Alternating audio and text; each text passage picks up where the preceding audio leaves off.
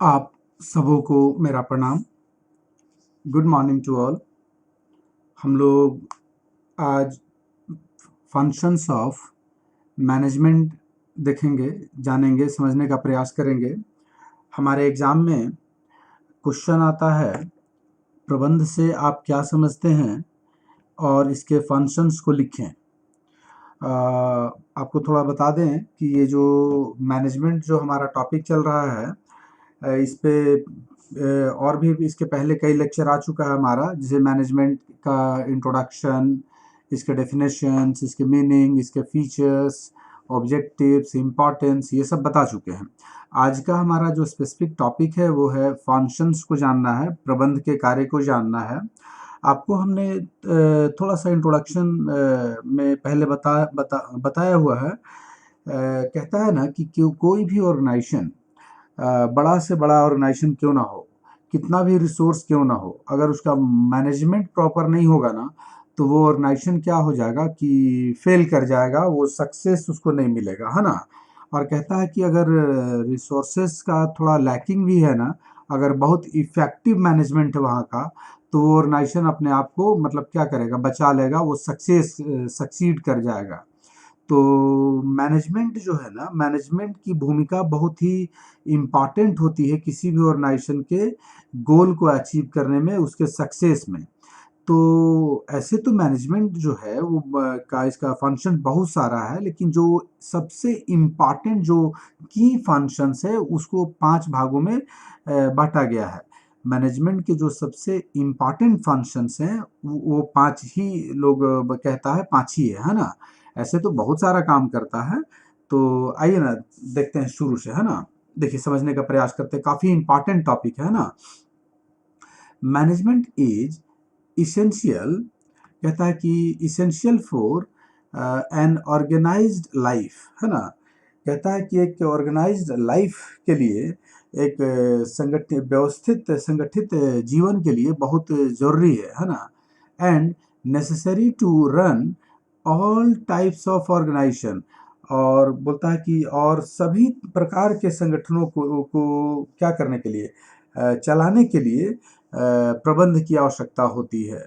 कोई भी किसी भी तरह का ऑर्गेनाइजेशन हो, उसको चलाना, अगर सक्सेसफुली चलाना है तो मैनेजमेंट जरूरी है। मैनेजिंग लाइफ मीन्स, ये जो लाइफ का जो मैनेजमेंट है उसका मतलब क्या होगा, getting things done to achieve life's objectives, है ना। कहता है कि ये जो जीवन का जो प्रबंध का अर्थ है क्या है, तो जीवन के उद्देश्यों को क्या करना, प्राप्त करने के लिए काम करना। जीवन के उद्देश्यों को प्राप्त करने के लिए क्या करना है, काम करना है, ठीक ना। And managing and organization means, एक ऑर्गेनाइजेशन को मैनेज करने का क्या मतलब हुआ, तो getting things done with and through other people to achieve its objective. कहता है कि ये जो संगठन का जो उद्देश्य है, जो ऑर्गेनाइजेशन का जो उद्देश्य है, उसका क्या अर्थ है, तो कहता है कि जो उसका उद्देश्य है ना, उसके उद्देश्यों को, अपने उद्देश्यों को प्राप्त करने के लिए क्या करना है, अन्य लोगों के साथ और उनके माध्यम से क्या करना है, काम करना है। मतलब अन्य लोगों के साथ, दूसरे के साथ काम करना है, और मतलब अन्य लोगों के साथ मतलब वो साथ दूसरे से मतलब काम कराना है ना, दूसरे से काम कराना, दूसरे के माध्यम से काम कराना है अपने उद्देश्यों को प्राप्त करने के लिए, ठीक ना। कहता है कि these are basically five, there are basically five primary functions of management. ये जो 5 आपको दिख रहा है, प्लानिंग है, ऑर्गेनाइजिंग है, स्टाफिंग है, डायरेक्टिंग है एंड कंट्रोलिंग है। ये 5 बहुत ही इम्पॉर्टेंट फंक्शंस हैं मैनेजमेंट के, है ना। तो आइए देखते हैं हम लोग। एक ये देखिए, एक डायग्राम है, बहुत खूबसूरत डायग्राम है। एक ये पिक्चर है कह ले तो। मैनेजमेंट का जो फंक्शन है, आप यहाँ से स्टार्ट करें, planning, organizing, staffing, directing and आपका ये क्या हो गया, कंट्रोलिंग। है ना। ये 5 जो फंक्शंस हैं उसको एक पिक्चर में दिखलाया गया है। आइए एक एक करके हम लोग समझने का प्रयास करें। प्लानिंग, है ना, मैनेजमेंट का जो सबसे पहला काम है वो प्लान तैयार करना है ना। तो समझिए, planning is planning is concerned with the determination of the objectives, है ना। ऑब्जेक्टिव्स को डिटरमाइन करना, निर्धारित करना, तय करना।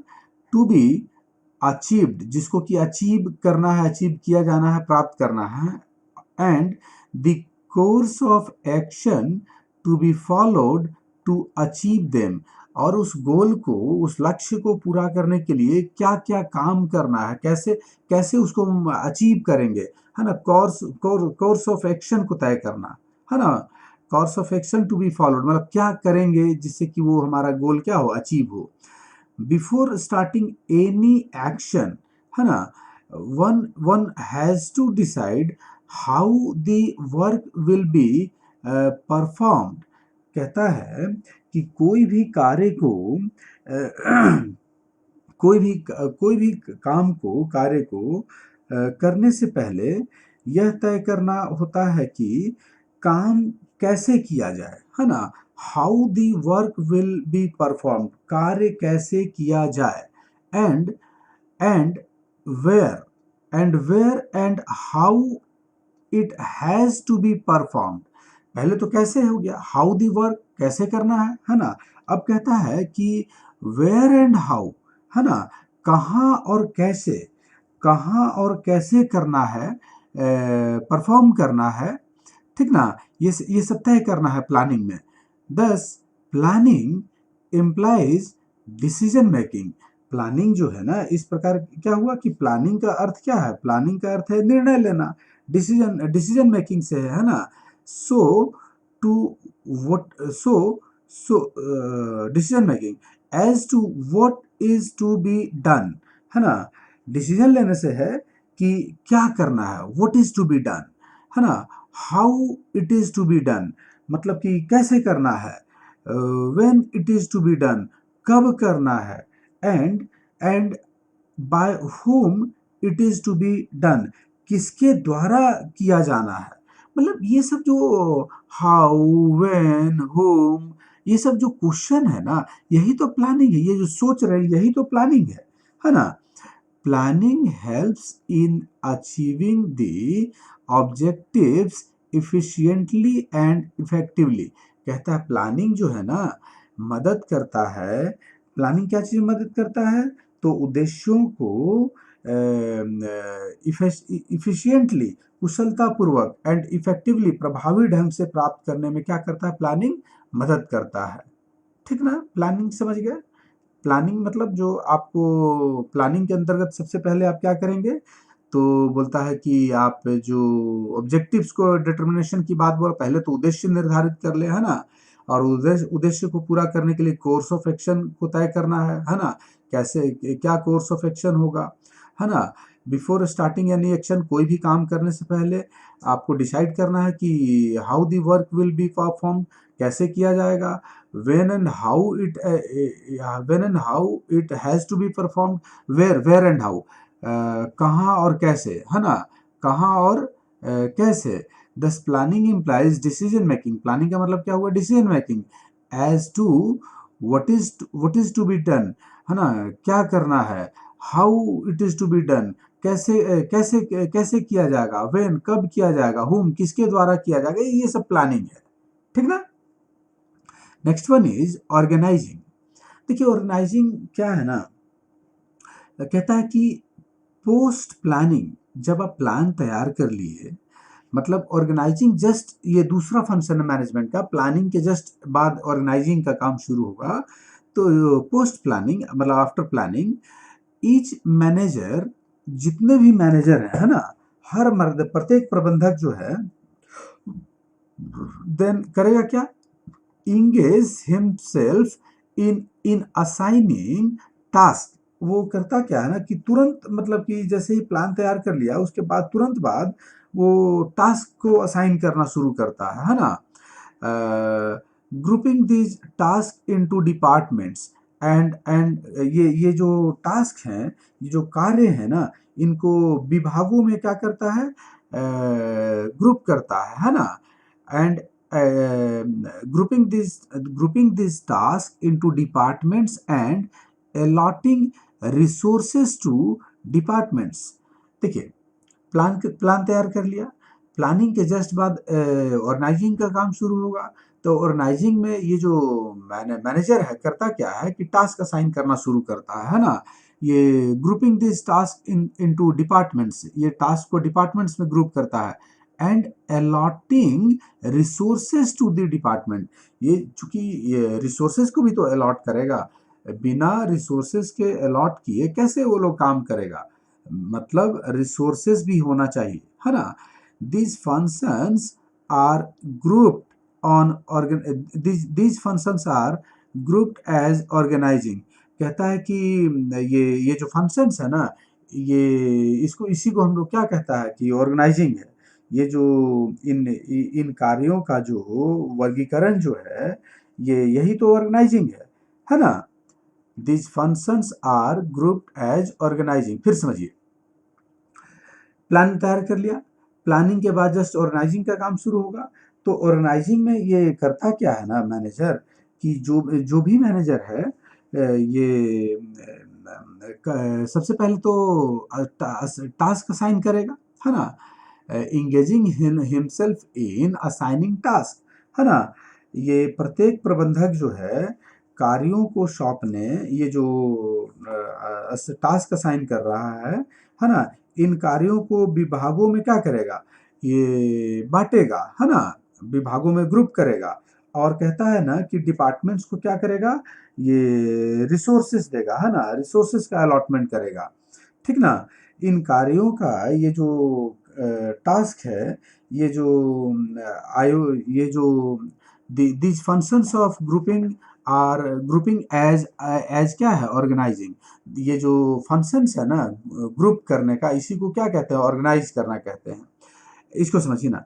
Therefore the functions of organizing is concerned with, organizing में क्या क्या शामिल है। कहता है सबसे पहले आइडेंटिफाइंग द टास्क, टास्क को आइडेंटिफाई करना है। दैट मस्ट बी परफॉर्म्ड, जिसको कि एकदम क्या है, करना ही है, किया जाना ही है ना। And grouping them when ever necessary. देखिए, सबसे पहले बोलता है ना कि आप भाई ये जो टास्क हैं, कार्यों को सबसे पहले पहचानना है, काम को आइडेंटिफाई कीजिए, है ना। और जिन्हें वो क्या करना है, जिनको करना है, सबसे पहले टास्क तो मालूम हो जिसको करना है। और उसके बाद क्या है कि जब भी ज़रूरत हो उनका क्या करना पड़ेगा, ग्रुप बनाना पड़ेगा। व्हेनेवर नीडेड, जब भी ज़रूरत होगा, व्हेनेवर नेसेसरी, उसका क्या है, ग्रुपिंग ज़रूरी है। ऑर्गेनाइजिंग में सबसे पहले क्या करेंगे, तो हम टास्क को आइडेंटिफाई करेंगे जिसको कि हमको करना है, और टास्क को और क्या करते हैं, ग्रुप कर देते हैं जब भी ज़रूरत पड़ेगा। assigning this task to the personnel while defining their authority and responsibility। कहता है ना कि ये जो ऑर्गेनाइजिंग में अगला जो काम है, क्या करते हैं कि अपने अधिकार और जिम्मेदार, ये जो अथॉरिटी है ना, अथॉरिटी जो अधिकार बोलते हैं, और फिर क्या बोलते हैं कि रिस्पॉन्सिबिलिटी, मतलब जिम्मेदारी बोलते हैं, है ना, उत्तरदायित्व, जिम्मेदारी बोलिए। तो assigning this task to the personnel, आप ये जो टास्क है अब क्या करेंगे, जो कर्मी हैं, जो एम्प्लॉइज हैं, उसको टास्क असाइन करेंगे ना। टास्क असाइन करते हुए इन कार्यों को क्या करेंगे, सौंपेंगे। मतलब बात को समझिए, अपने अधिकार और जिम्मेदारी को परिभाषित करते हुए, डिफाइन करते हुए, इन कार्यों को क्या करेंगे आप, पर्सनल जो हैं, जो कर्मी हैं, जो एम्प्लॉइज हैं, उनको सौंपेंगे, हैंड ओवर करेंगे, है ना, टास्क असाइन करेंगे। फिर बोलता है कि ये delegating the authority to these employees, ये जो एम्प्लॉइज हैं, आप क्या करेंगे, अपना अधिकार को डिलीगेट करेंगे। देखिए, किसी भी एम्प्लॉय से जब काम लेना है ना, तो जब तक आप डिलीगेट नहीं करेंगे अपना अथॉरिटी को, तब तक वो मन से काम नहीं करेंगे। मतलब डेलीगेशन क्या है? अपना अधिकार दूसरों को देना, है ना? तो आप अपना अधिकार दूसरों को देंगे तभी वो काम करेंगे। तो ऑर्गेनाइजिंग में अगला काम क्या है? तो कर्मचारियों को क्या है? अपना अधिकार सौंपना, है ना? डेलीगेट कर देते हैं हम लोग। नेक्स्ट कहता है establishing relationship between authority and responsibility. कहता है ना कि ये जो अधिकार है और ये जो जिम्मेदारी है के बीच में संबंध स्थापित करते हैं, है ना? अधिकार और जो जिम्मेदारी है इसके बीच में क्या है? एक हम लोग रिलेशनशिप इस्टेब्लिश करते हैं, है ना? और बोलता है कोऑर्डिनेट्स दीज एक्टिविटीज, है ना? इन गतिविधियों का क्या करते हैं हम लोग? को कोऑर्डिनेट करते हैं, है ना? कोऑर्डिनेशन इन गति जो भी एक्टिविटी है सबको कोऑर्डिनेट करते हैं। ऑर्गेनाइजिंग क्लियर हुआ? ऑर्गेनाइजिंग में क्या करते हैं? हम अपना टास्क को आइडेंटिफाई करते हैं जिसको कि हमको करना है और उसको ज़रूरत पड़ेगा तो ग्रुप में बांट देंगे। फिर ये जो टास्क है उसको पर्सनल में क्या करेंगे? हम असाइन कर देंगे और उसके साथ उनको अथॉरिटी और रिस्पॉन्सिबिलिटी भी डिफाइन कर देते हैं। फिर हम उसको करने के लिए अथॉरिटी देते हैं एम्प्लॉइज़ को, अपना अपना अथॉरिटी डेलीगेट कर देते हैं। फिर एक रिलेशनशिप हम लोग एस्टेब्लिश कर लेते हैं ये अथॉरिटी एंड रिस्पॉन्सिबिलिटी में, और फिर हम कोऑर्डिनेट करते हैं इन एक्टिविटीज़ को, है ना? तो ये सब ऑर्गेनाइजिंग के अंतर्गत होता है। नेक्स्ट कहता है स्टाफिंग। तो ये स्टाफिंग ना बहुत ही इम्पॉर्टेंट, मतलब क्या बोलेंगे, एक मैनेजरियल फंक्शन है ना? मतलब स्टाफिंग का सिंपल सा मतलब क्या है? राइट पर्सन को राइट जॉब देना, है ना? स्टाफिंग एक प्रोसेस है जिसमें हम करते क्या हैं कि एलिजिबल कैंडिडेट को हायर करते हैं। हम एलिजिबल कैंडिडेट को हायर करते हैं सही व्यक्ति को सही पोस्ट पे, है ना? तो बहुत ही इंपॉर्टेंट चीज़, अगर गलत अपॉइंटमेंट हो जाए तो आप समझ लीजिए क्या हो जाएगा, ऑर्गेनाइजेशन का सक्सेस नहीं मिलेगा। कहता है staffing is the function of hiring and retaining a suitable workforce for the enterprise both at managerial as well as non-managerial level। ये जो स्टाफिंग है, स्टाफिंग क्या है भाई? तो कहता है स्टाफिंग इज द फंक्शन, एक फंक्शन है ना?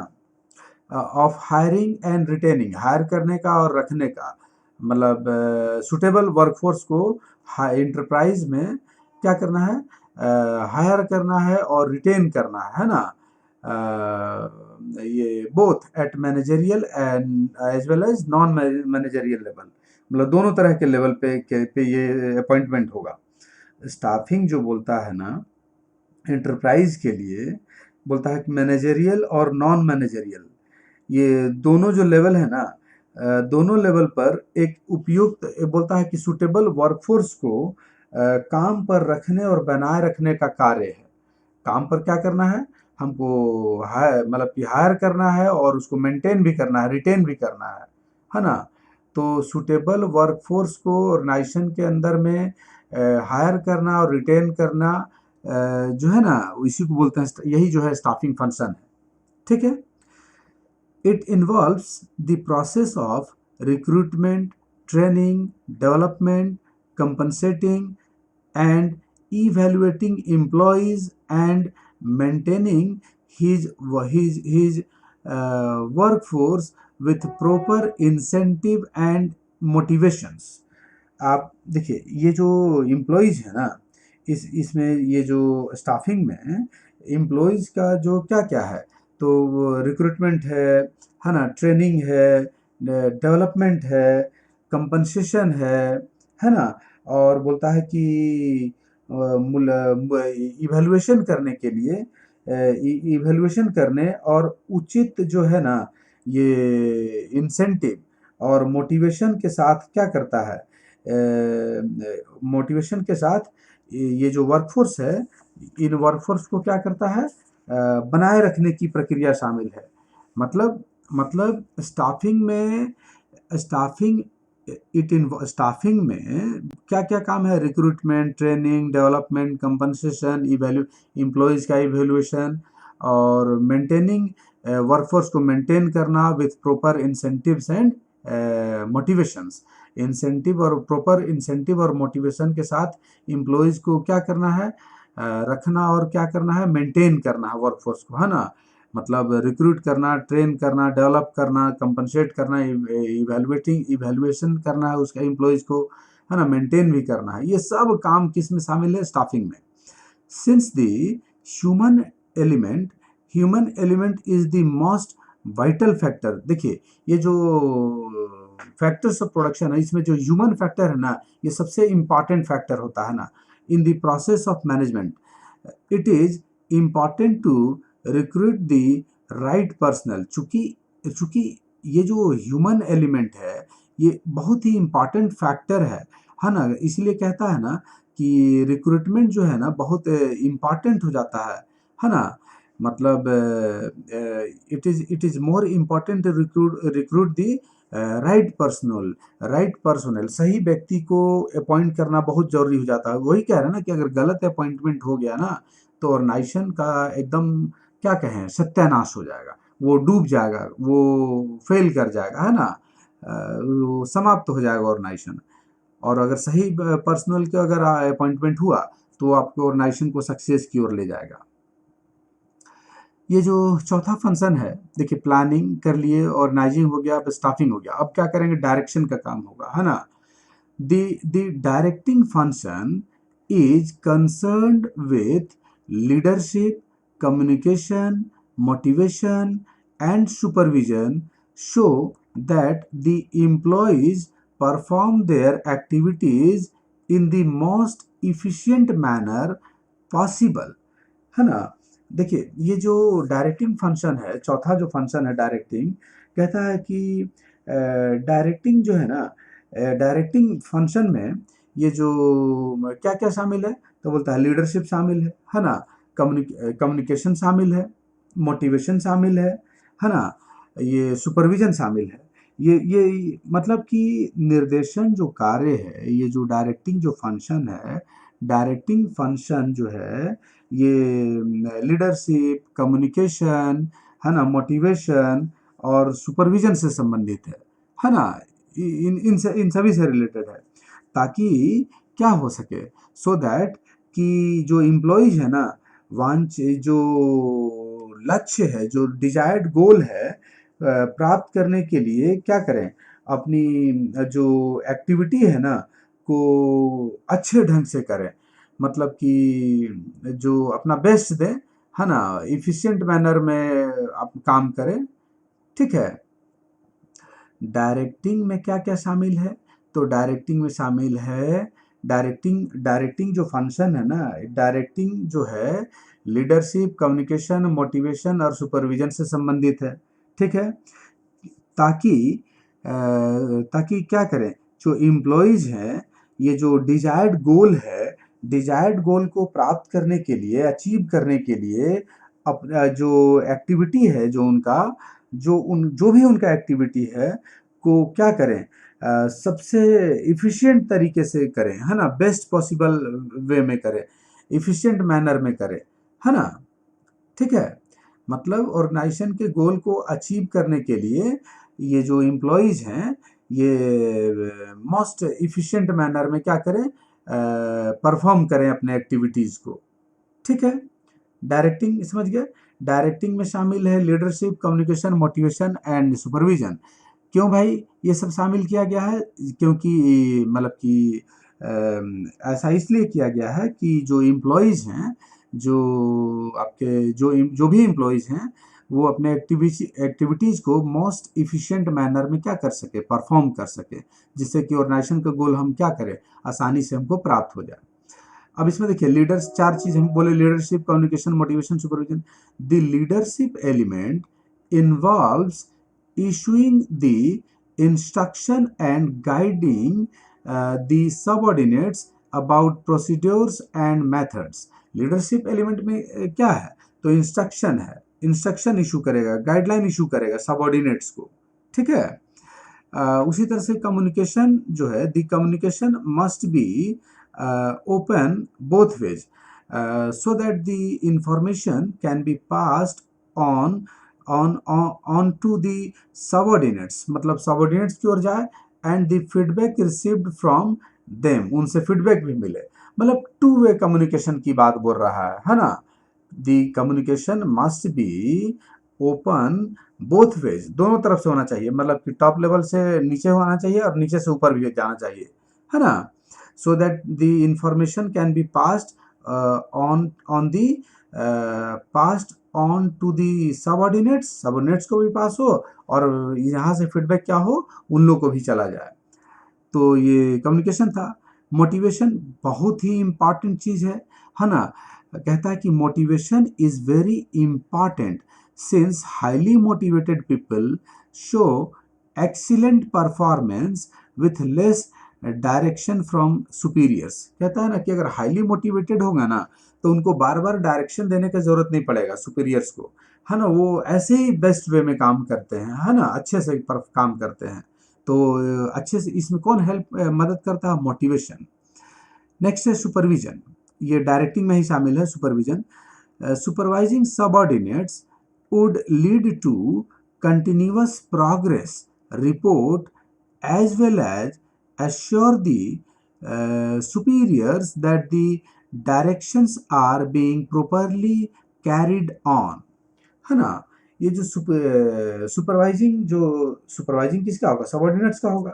तो कहता है कि ये जो सबऑर्डिनेट्स हैं कि जो सुपरवाइजिंग का जो काम है से क्या होता है, आपको कंटिन्यूअस जो है ना प्रोग्रेस रिपोर्ट उनका मिलता रहेगा। जब आप सबऑर्डिनेट्स को सुपरवाइज करेंगे तो इससे कंटिन्यूअस प्रोग्रेस रिपोर्ट आपको मिलेगा कि नहीं मिलेगा, तो मिलेगा। और साथ साथ क्या होगा कि ये जो सीनियर्स हैं, सीनियर्स को क्या मिलता है, एश्योरेंस मिलते रहता है कि जो डायरेक्शन है ना उसका ठीक ढंग से पालन किया जा रहा है, जो भी डायरेक्शन है उसको अच्छे ढंग से पालन किया जा रहा है। सुपरविजन में क्या है, कंटिन्यूअस प्रोग्रेस रिपोर्ट पता चलेगा, साथ साथ जो सुपीरियर्स है वो श्योर हो जाते हैं कि उनका डायरेक्शन का प्रॉपरली पालन किया जा रहा है, फॉलो हो रहा है डायरेक्शन। और ये लास्ट फंक्शन है कंट्रोलिंग मैनेजमेंट का, है ना। बहुत इंपॉर्टेंट है ये भी, मतलब एक तरह से एनालिसिस होगा यहाँ पे। देखिए, the function of control consist of those activities that are undertaken to ensure that the events do not deviate from the pre-arranged plan। मतलब इसमें इसमें होता क्या है ना, ये जो कंट्रोलिंग फंक्शन है, कंट्रोलिंग फंक्शन में बोलता है कि उन सारे एक्टिविटीज़ को शामिल करते हैं, उन एक्टिविटीज़ को इसमें लिया जाता है जो यह एश्योर कराता है कि जो क्या है, जो ये जो घटनाएं हैं, है ना, ये जो प्री अरेंज प्लान, ये जो प्लान्स हैं, जो जो जो अभी जो एक्टिविटीज हो रहा है वो डेविएट नहीं कर रहा है प्री अरेंज प्लान से, है ना। मतलब ये जो बढ़िया समझिए, ये जो कंट्रोल फंक्शन है, the function of control consist, ये जो कंट्रोल फंक्शन है इसमें क्या शामिल है, तो बोलता है कि ऑफ दोज एक्टिविटीज, वैसे एक्टिविटी शामिल हैं that are undertaken to ensure that, जिसको कि किया जाता है the events do not deviate, जो जो इवेंट हुआ है, जो भी काम हो रहा है वो डेविएट नहीं कर रहा है, किससे, प्री अरेंज प्लान से, मतलब जैसा सोचा गया वैसा काम हो रहा है, इस बात को इंश्योर करता है controlling. The activities consist of establishing standards, है ना। ये जो एक्टिविटीज है इसमें क्या शामिल है कंट्रोलिंग में, तो स्टैंडर्ड को एस्टेब्लिश करता है फॉर वर्क परफॉर्मेंस के लिए, मेजरिंग परफॉर्मेंस, इसमें उसके बाद परफॉर्मेंस को मेजर किया जाएगा, and comparing it to these set standards. देखिए इसमें क्या क्या बोला कि ये जो कंट्रोलिंग फंक्शन सबसे पहले बोलता है कि स्टैंडर्ड को एस्टेब्लिश कर लेगा, है ना, कैसे काम करना है। फिर जो जो काम करना है, जो परफॉर्मेंस उसके लिए स्टैंडर्ड तय कर लिया। फिर क्या होगा कि मेजरिंग परफॉर्मेंस, ये जो परफॉर्मेंस उसको मेजर करेगा, मापेगा, एंड कंपेयर करेगा उसको it to this set standard, जो स्टैंडर्ड था उसे उसे उस स्टैंडर्ड से जो काम हुआ उसको क्या करेगा, ये कंपेयर करेगा, and taking corrective action as and when needed, जब और जैसे जरूरत हो करेक्टिव क्या करेगा, एक्शन लेगा सुधार करने के लिए, टू करेक्ट एनी डेविएशन। देखिए कंट्रोलिंग कुछ है नहीं, बात को समझिए। आप पहले से सोच लेते हैं कि कैसे काम करना है, प्री अरेंज प्लान है आपका। अब जो एक्चुअल वर्क हुआ उसको आप देखिए कि उस प्लान के हिसाब से काम हुआ है कि नहीं। अगर हुआ है तो बहुत बढ़िया, अगर नहीं हुआ है, डेविएशन है, तो भाई उसके लिए आप क्या करेंगे, तुरंत उसको करेक्ट कीजिए, सुधार कीजिए, है ना। जैसे ही जरूरत हो लग रहा है आप उसको सुधार कीजिए, ठीक ना। तो यही कंट्रोल है। कंट्रोल मतलब प्लान सेट है, प्लान के आधार पर आप जो प्लान सेट हुआ, फिर उसके बाद आधार पर जब एक्चुअल काम होगा उसको कंपेयर करना है, देखना है कि प्लान के तहत काम हुआ है कि नहीं हुआ। नहीं हुआ है, अगर कुछ गड़बड़ है तो डेविएशन को तुरंत ठीक करेगा लोग, है ना। द कंट्रोलिंग फंक्शन इन्वॉल्व्स, इसमें क्या क्या शामिल है कंट्रोलिंग में। तो सबसे पहले बोलता है एस्टैब्लिशिंग ऑफ स्टैंडर्ड परफॉर्मेंस। जो ये सबसे पहला जो काम है, ये जो स्टैंडर्ड बनाना, जो परफॉर्मेंस है उसका स्टैंडर्ड को एस्टैब्लिश करना, है ना। था ना, स्टैंडर्ड को एस्टैब्लिश करना है। फिर बोलता है कि measuring the of actual performance, standard को जब आप तय कर लिए उसके बाद एक्चुअल परफॉर्मेंस को मेजर कीजिए। फिर बोलता है measuring actual performance with the pre determined standard, ये मेजर करना है, and finding out the deviation, मतलब जो आपका स्टैंडर्ड था और जो एक्चुअल परफॉर्मेंस है उसमें उसके वो दोनों को मेजर करना है, और दोनों में क्या निकालना है, हमको डेविएशन निकालना है, ठीक है। और उसके बाद क्या करेंगे, टेकिंग करेक्टिव एक्शन, फिर उसके बाद उसको सुधार करेंगे, करेक्ट करेंगे। तो ये सब किस में शामिल है, कंट्रोलिंग में शामिल है, जो मैनेजमेंट का लास्ट फंक्शन है ना। तो ये आपका आसान टॉपिक था, ये आप बहुत पहले भी पढ़े हुए होंगे, ये तो मतलब बहुत पहले से जान भी रहे होंगे कि जो ये मैनेजमेंट के फंक्शन, मैनेजमेंट जो है ना, मैनेजमेंट के ऊपर ही ऑर्गेनाइजेशन का सक्सेस डिपेंड करता है। मैनेजमेंट कई तरह के काम को करता है ऑर्गेनाइजेशन में, लेकिन इसके जो मुख्य फंक्शन है, बेसिक फंक्शन है, वो 5 फंक्शंस हैं, प्लानिंग, ऑर्गेनाइजिंग, स्टाफिंग, डायरेक्टिंग।